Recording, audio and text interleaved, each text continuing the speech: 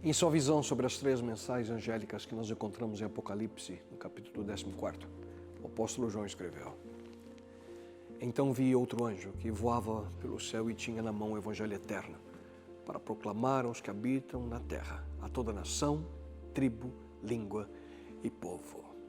O que nós encontramos aqui? O evangelho eterno seria proclamado a cada parte do mundo. Atualmente, com uma população de aproximadamente 1 bilhão e 375 milhões de pessoas, em virtude da grande diferença cultural e dimensão territorial, a China é, sem dúvida alguma, um dos grandes desafios missionários em nosso planeta. Hoje, no entanto, o cristianismo tem avançado naquela enorme nação ainda impactado pelos anos de serviço de um grande missionário que dedicou sua vida por aquele país. Hudson Taylor nasceu em 1832 na Inglaterra, em um lar metodista, onde recebeu uma grande influência espiritual de seus pais e avós.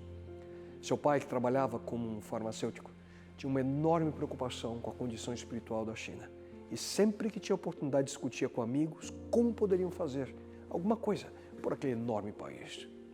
De tanto ouvir sobre o assunto, quando Hudson Taylor tinha apenas 5 anos, ele disse para o seu pai: "Quando eu crescer, eu vou ser um missionário na China." Mas apesar dessa afirmação, quando ele se tornou um adolescente, pela influência negativa de alguns amigos, ele se afastou dos caminhos de Deus. Mais dos 17 anos, a semente que havia sido plantada quando ele era ainda uma criança floresceu. Ele finalmente se entregou completamente a Cristo e começou a se preparar para o sonho da infância. Ele começou então a estudar mandarim e medicina, a fim de estar preparado para o campo que em breve ele serviria. Em 1853, agora com 21 anos, ligado à Sociedade de Evangelização Chinesa, Hudson Taylor partiu de navio para a China. E após 6 meses de viagem, ele finalmente chegou em Xangai. Não demorou muito para que Hudson percebesse que a grande deficiência era a proclamação do Evangelho no interior, na parte interna do país. Por essa razão, ele começou o seu trabalho distribuindo literatura e porções da Bíblia nas vilas ali ao redor de Xangai. Ao fazer isso, ele percebeu que as pessoas olhavam para ele com muita desconfiança, por causa da maneira que ele se vestia.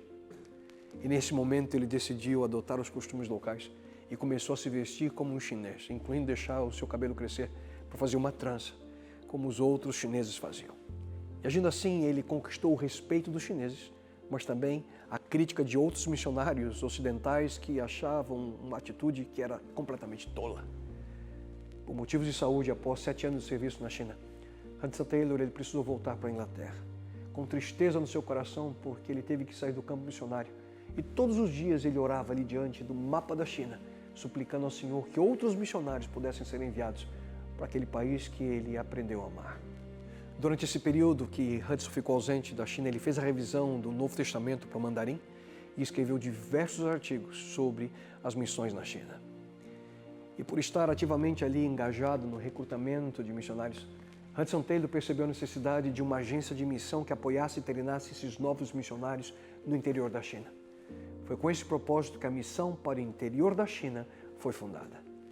Em 1866, Hudson Taylor, sua esposa Mary, 4 filhos e 24 missionários embarcaram para a China para dar continuidade ao trabalho que ele havia começado anos atrás.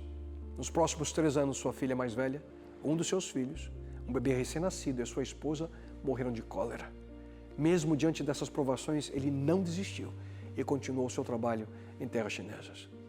5 anos depois, em 1871, ao visitar o restante dos seus filhos que haviam sido enviados de volta à Inglaterra, ele encontrou uma outra missionária na China, Jenny Faulding, com quem ele se casou e em seguida retornaram ao campo missionário. Enquanto Hudson Taylor caminhava pelas colinas e vales do interior da China, ele pensava em milhares de pessoas que ainda não ouviram de Jesus. Constantemente ele orava a Deus pedindo mais missionários.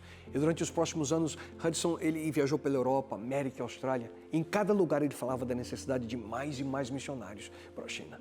Para ele, cada homem, cada mulher, cada criança da China era importante. Durante 51 anos de serviço na China, Hudson Taylor estabeleceu 20 estações de missão. Trouxe aproximadamente 1.000 missionários estrangeiros para servir ali no interior da China. E ao redor de 700 missionários chineses.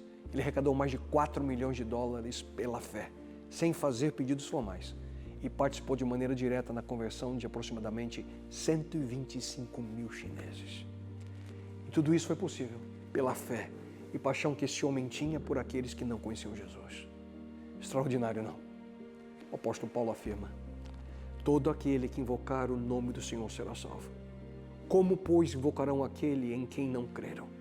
E como crerão naquele de quem não ouviram falar?